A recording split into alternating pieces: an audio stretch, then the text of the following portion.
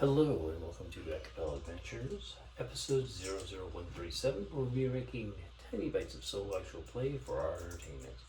This board game designed for fantasy stories, plus to play again my home campaign. It's like raw cookie dough for the role-playing mind. Brought to you every Monday, Wednesday, and Friday by my hobby, TurningDice.com. Our characters are Igor Steinmann, our Russo-German themed Dwarven Mercenary Bodyguard character, Wolfsbane, a human Techno-Artificer with the AI magic Dagger, and a Wyesley, a Sower of Chaos with his buddy Stephen the Adventurer. Having found allies and enemies and guests and quests aplenty, now it's time to foray into the unknown dungeon, making a try at the Scabkin cave, dealing with an ambush, guarding and reinforcing Scabkin in a room. The one who fled brought in two more, and then ran towards allies. We have Verminous snakes that showed up, and now we fight on with a light from the glowing shield showing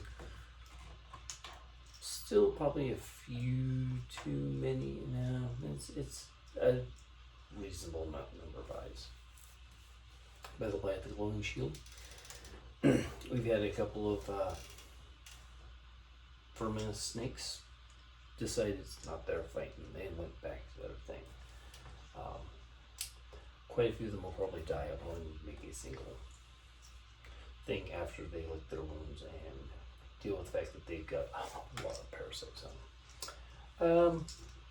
Mac's been casting magic and we're back into the fight. It's about time the grand mommy of the snakes shows up. She pulls up, she's got her doing the whole reptile thing. There's obviously a glowing diamond tiara. There's obviously some sort of gold diamond thing on her, which probably annoys the crud out of her when she's molting, but they probably put it back on her every single time she gets it off. Alright. She's going to attack. She's taking some drama. And completely, totally fails to strike at Wyseley, who struck at her last. And missed. I will note. So it drops his stuff down to 25. Alright. Then we have, let's see. So it's going to go down to 10. Well, I'll pop over to Mac. Mac needs to come up with a new idea really quick as to how the heck he's going to manipulate the spirit, sort of nervous spirit devouring. He's going to, honestly, ask the mimic, have the spirit and the mimic work together to where the mimic will become basically sort of like a liquid on the floor, and try and attract those. The mimic hasn't been doing much, been sort of held back by the spirit devouring. Wyseley's been hampered too, so it's really kind of Wyesley show, honestly. It's a good thing I'm playing all the characters, otherwise I could see Wyesley's character being unhappy with the situation. I probably wouldn't allow the situation to GM. But we're willing to teamwork this whole mess. Alright. So that's a 17 plus 4 plus so yes, he beats their magic defense. And we have a wave that will, I'm gonna have it just do straight up 2d10, 13 to Scabkin level 1, so that puts him up to a 29. He gets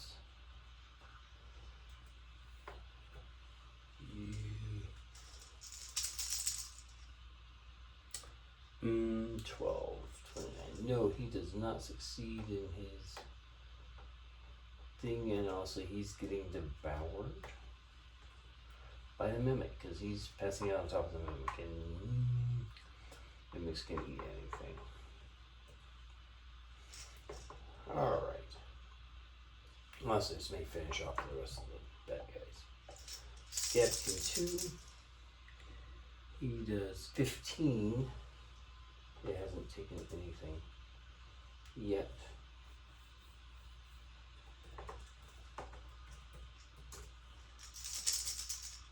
Yeah, no.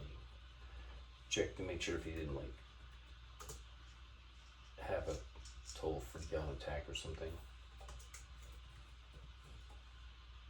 Oh, I think he's got 3 trauma. Yeah, he's got 3 trauma. Making notes as I go along. 14. So that's again.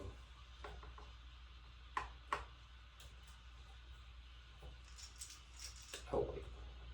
Also attacking everything because it's kind of important.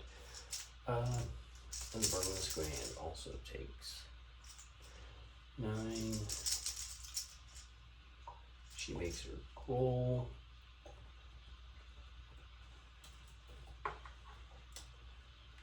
Alright. Mac moves down to 9. Oh, he may actually get, he's getting. Mac moves down to 9, which is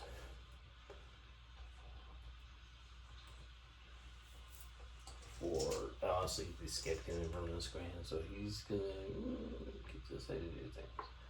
Alright, let's check and see. Temperature's really clear. So we're popping down, Wyseley and Igor to the attack.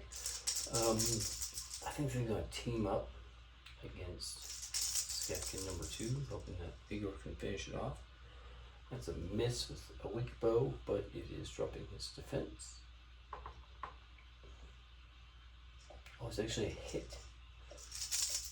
Even though his defense is thing. And I roll for damage.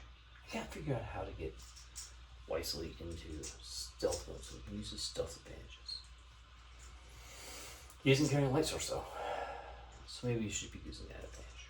Alright, we'll have to look at that. Okay. So Igor wants to be the 15, even does that on the dice. Alright, so Igor's going to do 3d10 damage. Is that 40-10? It should be 40-10. Thinking. He's got the bolt and the 7. Probably the axe is kind of a little weak. That's probably the whole problem. I've been looking at that and going, you know, maybe we should go back to town and get better weapons. Okay, damage B plus 7 says 11. Should be doing 2d10, yeah, 4d10. So, real quick, do the 2, 3, 6, 9. So 15 points damage. Well, we'll back a minute and you'll see it. Talk to you later.